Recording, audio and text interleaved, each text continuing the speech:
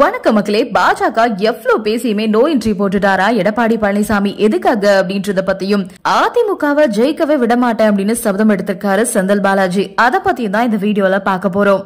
முதலாவதாக Edappadi பழனிசாமியோட no entry எதுக்குன்னு பார்க்கலாம். 2026 சட்டமன்ற தேர்தல்ல வெற்றி பெற வேண்டும் அப்படின்னா கூட்டணியை பலமாக்கணும் அப்படின்னு எடப்பாடி பழனிசாமி கிட்ட பாஜக பேசிருக்காங்க. விஜய் வரது எட்டாக்கனியா மாறி இருக்கக்கூடிய நிலையில ஓபிஎஸ், டிடிவி தினகரன், சசிகலா உள்ளிட்டோரை கூட்டணியில சேர்க்க வேண்டும் அப்படின்னும் தனிச்சின்னத்துல கூட அவங்கள போட்டியிட வைக்கலாம் அப்படின்னும் பாஜக சொல்லியதா சொல்லப்படுது. ஆனாலும் எந்த காரணம் கொண்டும் அவங்களுக்கு கூட்டணியில இடமில்ல அப்படின்னு ரொம்பவே உறுதியா மறுத்துட்டாரா எடப்பாடி பழனிசாமி. 2026 சட்டமன்ற தேர்தலுக்கு தமிழகம் தயாராகி வரக்கூடிய நிலையில திமுக ஆட்சியை அகற்ற வேண்டும் அப்படின்றதுல உறுதியா இருக்காரு எடப்பாடி பழனிசாமி. ஆனா கட்சிக்குள்ளையும் கூட்டணிக்குள்ளையும் நடக்கக்கூடிய நிகழ்வுகள் அதுக்கு சாதகமா இருக்கிறதா அப்படின்ற கேள்வி இப்போ எழுந்திருக்கு. அதிமுகல ஒவ்வொரு மாவட்டங்கள்லயும் மிக வலுவா இருந்த தலைவர்கள் பலரும் அடுத்தடுத்து எடப்பாடி பழனிசாமியால வெளியேற்றப்பட்டு வந்துகிட்டு இருக்காங்க.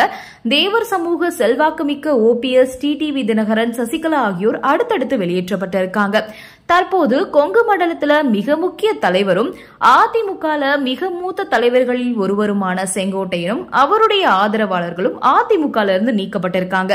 ஏற்கனவே தேவர் சமூகத்தினர் எடப்பாடி பழனிசாமி மேல அதிருப்தியில இருந்த நிலையில செங்கோட்டையனை வெளியேற்றி இருக்கிறது கொங்கு மண்டலத்திலையும் கோபத்தை ஏற்படுத்தியிருக்கு.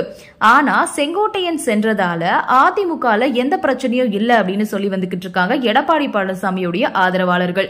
அதே நேரம் கடந்த காலங்கள்ல எடப்பாடி பழனிசாமி கிட்ட தீவிர ஆதரவாளர்களா செயல்பட்ட தங்கமணி உள்ளிட்டோரும் எடப்பாடி பழனிசாமி மேல அதிருப்தியில இருக்கிறதா சொல்லப்படுது.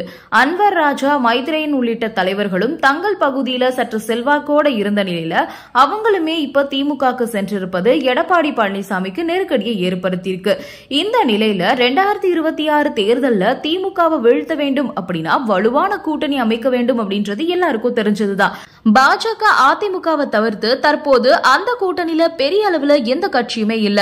தேமுதிக, பாமக, அதிமுக கூட்டணிக்கு வருவதற்கான சாத்தியக்கூறுகள் தென்பட்டாலும் பாமக மட்டும்தான் அதனை உறுதி பண்ணிருக்காங்க. ஆனா தேமுதிக இன்னும் தன்னுடைய நிலைப்பாட்டை அறிவிக்கல. இதற்கிடையே நடிகர் விஜயுடைய தமிழக வெற்றி கழகம் தங்களுடைய கூட்டணிக்கு வரும் அப்படின்னு எடப்பாடி பழனிசாமி பெரிதும் எதிர்பார்த்து காத்துக்கிட்டு இருந்தாரு. ஆனா தமிழக வெற்றி கழகத்தின் பொதுக்குழுவுல விஜய் தான் முதல்வர் வேட்பாளர் அப்படின்னு அறிவிக்கப்பட்டதுனால அவரு அதிமுக கூட்டணிக்கு வர்றது சாத்தியமில்லை அப்படின்னு சொல்றாங்க. இந்த நிலையில விஜய் கூட்டணிக்கு வராததால 2026 தேர்தல்ல அதிமுக பாஜக கூட்டணியின் வெற்றி வாய்ப்பு மங்கி இருக்கு. இருக்கும் ஒரே வாய்ப்பு அதிமுக இருந்து பிரிந்து போனவர்களை ஒன்று சேர்ப்பதுதான்.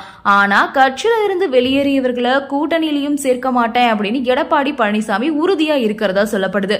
இதற்கிடையே அதிமுக சேராவிட்டாலும் சசிகலா, டிடிவி தினகரன், ஓ பன்னீர்செல்வம் ஆகியோரை கூட்டணியில சேர்த்துக்கலாம், அதோட அவங்கள தனிச்சின்னத்துல கூட போட்டியிட வைக்கலாம் அப்படின்னு பாஜக எடப்பாடி பழனிசாமி கிட்ட பேச்சுவார்த்தை நடத்தியதாகவும் சொல்லப்படுது. ஆனா அவங்களுக்கு கட்சியிலயும் இடம் கிடையாது, கூட்டணியிலயும் இடம் கிடையாது அப்படின்னு ரொம்பவே ஸ்ட்ரிக்டா எடப்பாடி பழனிசாமி சொல்லிட்டாரா. இதை அடுத்து ஓபிஎஸ் உள்ளிட்டோரை பாஜகவில சேர்க்க வைக்கலாமா அப்படின்னு மேலிடம் ஆலோசித்துட்டு வரதா கூறப்படுது. இது ஒரு புறம் இருக்க, தமிழக வெற்றி கழகத்தோட கூட்டணி வைக்கலாம் அப்படின்னு திட்டமிட்டு இருந்த டிடிவி தினகரன் அது தொடர்பா சிக்னல் கிடைக்காததால அதிருப்தியில இருக்கிறதா சொல்லப்படுது. இப்படியா அதிமுகலையும் அதிமுக கூட்டணியிலும் நடக்கிற சில நிகழ்வுகளும் திமுக கூட்டணிக்கு சாதகமான வாய்ப்புகளை தான் உருவாக்கி வந்துகிட்டு இருக்கு அப்படின்னு சொல்றாங்க அரசியல் விமர்சகர்கள். அடுத்ததா பார்க்க போறது செந்தில் பாலாஜி போட்ட சபதம். சிறப்பு தீவிர வாக்காளர் பட்டியல் திருத்தம் தொடர்பா திமுக சார்பில் அனைத்து மாவட்டங்களிலுமே முற்போக்கு இயக்கங்கள் சார்பில் கண்டன ஆர்ப்பாட்டங்கள் நடந்துட்டு வருது. அந்த வகையில கோவையில சிவானந்தா காலனி பகுதியில ஆர்ப்பாட்டம் நடந்தது. இதுல கலந்துகிட்டு பேசின கரூர் தொகுதி எம்எல்ஏவும் முன்னாள் அமைச்சருமான செந்தில் பாலாஜி, வருகின்ற தேர்தலே அதிமுகவுக்கு கடைசி தேர்தல் அப்படின்னு நாம காட்டணும் அப்படின்னும், கோவையில ஒரு தொகுதியில கூட பாஜக அதிமுக வென்றுவிடக் கூடாது அப்படினும் பேசிருக்காரு. சிறப்பு தீவிர வாக்காளர் பட்டியல் திருத்தம் தொடர்பா திமுக சார்பில் அனைத்து மாவட்டங்களிலும் முற்போக்கு இயக்கங்கள் சார்பில் கண்டன ஆர்ப்பாட்டங்கள் நடந்தது. அந்த வகையில எஸ்ஐஆர் செயலை கண்டித்து கோவை சிவானந்தா காலனி பகுதியில மதசார்பற்ற முற்போக்கு கூட்டணி சார்பில் கண்டன ஆர்ப்பாட்டம் நடந்தது. முன்னாள் அமைச்சர் செந்தில் பாலாஜி தலைமையில நடைபெற்ற இந்த ஆர்ப்பாட்டத்தில் திமுக, கொங்குநாடு மக்கள் தேசிய கட்சி, கம்யூனிஸ்ட், ஆதி இந்திய தேசிய லீக், இந்திய ஒன்றிய முஸ்லீம் லீக் கட்சிகள் உள்ளிட்ட பல்வேறு கட்சிகள் அமைப்புகளை சார்ந்த 1000க்கும் மேற்பட்டோர் பங்கேற்றாங்க. இந்த ஆர்ப்பாட்டத்தில் எஸ்ஐஆர் கண்டித்தும் பாஜக அரசை கண்டித்தும் கண்டன பதாகைகள் ஏந்திய முழக்கங்கள் எழுப்பப்பட்டது. இந்த ஆர்ப்பாட்டத்தில் உரையாற்றிய முன்னாள் அமைச்சர் செந்தில் பாலாஜி, எஸ்ஐஆர் குறித்து முதல்ல எதிர்ப்பு பதிவு செஞ்சவரே நம்ம முதல்வர் ஸ்டாலின் தான். ஐடி, இடி போன்றவற்றை கொண்டு வந்து அடக்குமுறையை முன்னெடுத்தாங்க. ஆனா தோல்வியை தழுவியதால தற்போது இந்த எஸ்ஐஆர் மூலமா அடக்குமுறையை முன்னெடுக்கிறாங்க. இந்திய தேர்தல் ஆணையம் ஏன் அவசரமா இதை முன்னெடுக்கணும் அப்படின்னு கேள்வி கேட்ட செந்தில் பாலாஜி, இதுக்கு இந்த காலம் போதாது அப்படின்னு தேர்தல் ஆணையத்துக்கு தெரியும், அப்படி இருந்தும் அதை செய்யறாங்க அப்படின்னு குறிப்பிட்டிருக்காரு. பீகார்ல லட்சக்கணக்கான வாக்காளர்கள் நீக்கப்பட்டிருக்காங்க. இதை தமிழகத்துல செயல்படுத்த முயற்சி பண்ணிக்கிட்டு இருக்காங்க. எல்லாத்தையுமே ஆதாரோட இணைக்க வேண்டும் அப்படின்னு சொல்ற ஒன்றிய அரசு வாக்காளர் அடையாள அட்டையோட ஆதார இணைக்க எதிர்க்கிறாங்க. பல்வேறு திட்டங்களை அளித்த திமுக அரசு மீண்டும் வென்றுவிடக் கூடாது அப்படின்னு நினைச்சு இதெல்லாம் பண்ணிட்டு இருக்காங்க அப்படின்னு குறிப்பிட்டிருக்காரு. அதோட அதிமுகல கண்ணை மூடிக்கிட்டு எடப்பாடி பழனிசாமி எஸ்ஐஆர் ஆதரிக்கிறாரு. அதிமுகவுக்கு இதுதான் இறுதி தேர்தல் அப்படின்றத நம்ம காட்டணும். தேர்தல் ஆணையத்தை பாஜக கையில வச்சுக்கிட்டு இருக்காங்க. 2026 கோவையில ஒரு தொகுதியில கூட பாஜக அதிமுக வென்றுவிடக் கூடாது. கோவையில அவினாசி மேம்பாலத்தை திறந்து வச்சவர் முதல்வர் ஸ்டாலின்.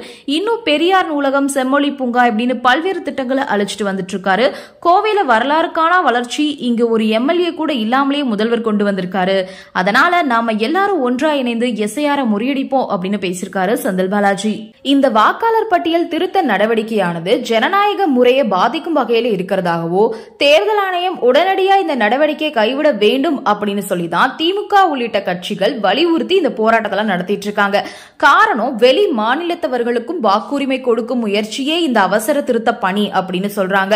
வெளி மாநிலத்தவருக்கு இங்க வாக்குரிமை கொடுக்கும் போது தமிழ்நாட்டுடைய கலாச்சாரம், பாரம்பரியம், கட்சி இது எல்லாமே அவங்களுக்கு தெரியாது. இதனால அவங்க தேசிய கட்சிக்கே வாக்களிப்பாங்க. பீகார் மாதிரி தமிழ்நாட்டிலும் வாக்காளர்கள் பலர் நீக்கப்படலாம், தகுதி இல்லாதவர்கள் வாக்காளர் பட்டியலில் சேர்க்கப்படலாம் அப்படின்றதுனால இதுக்கு எதிர்ப்பு கிளம்பி இருக்கு. இந்த நடைமுறையில முறைகேடு மற்றும் வாக்காளர்களின் பெயர்கள் நீக்கப்பட வாய்ப்புள்ளதா திமுக குற்றம் சாட்டி இருக்கிறதோட சுப்ரீம் கோர்ட்லயும் வழக்கு தொடர்ந்திருக்காங்க. அது மட்டும் இல்ல, எதுக்காக அவசரமா சிறப்பு தீவிர திருத்தத்தை மேற்கொள்ளணும்? தமிழகத்துல 8 கோடி மக்கள் தொகை இருக்கக்கூடிய நிலையில ஒரு மாதத்துக்குள்ள எப்படி சிறப்பு தீவிர திருத்தம் மேற்கொள்ள முடியும்? தேர்தல் ஆணையம் உத்தரவிட்டபடி ஒவ்வொரு வாக்குச்சாவடி அதிகாரிகளும் ஒவ்வொரு வீட்டிற்கும் 3 முறை நேரில் எப்படி செல்ல முடியும்? இந்த மாதிரியான கேள்விகள் இந்த விவகாரத்துல எழுந்திருக்குது. அதனாலதான் எஸ்ஐஆர் அப்படின்ற வாக்காளர் பட்டியல் சிறப்பு தீவிர பணிக்கு எதிர்ப்பு தெரிவிக்கும் வகையில திமுகவும் அதன் கூட்டணி கட்சிகளும் கண்டன ஆர்ப்பாட்டங்கள் நடத்தி வந்துகிட்டு இருக்காங்க. அதே மாதிரி சிறப்பு தீவிர வாக்காளர் திருத்தம் ஏன் இவ்வளவு அவசரமா செயல்படுத்தப்படுறாங்க? அவசரத்துல மேற்கொள்ளப்படும் இந்த நடவடிக்கை மக்களாட்சியின் அடித்தளமான வாக்குரிமையை அச்சுறுத்தக்கூடும். சிறப்பு தீவிர வாக்காளர் திருத்த பணிகளை அவசரமா மேற்கொள்ளாம நிதானமாகவும் முழுமையாகவும் இந்த பணியை 2026 தேர்தலுக்கு அப்புறம் மேற்கொள்ள வேண்டும் அப்படின்றது மக்கள் நீதி மையத்தினுடைய நிலைப்பாடு அப்படின்னு மக்கள் நீதி மையத்தினுடைய தலைவர் கமலஹாசனும் கூறியிருந்தாரு. இந்த வீடியோ உங்களுக்கு பிடிச்சிருக்கு அப்படின்னா லைக் பண்ணுங்க, ஷேர் பண்ணுங்க, மறக்காம சப்ஸ்கிரைப் பண்ணிடுங்க. நன்றி, வணக்கம்.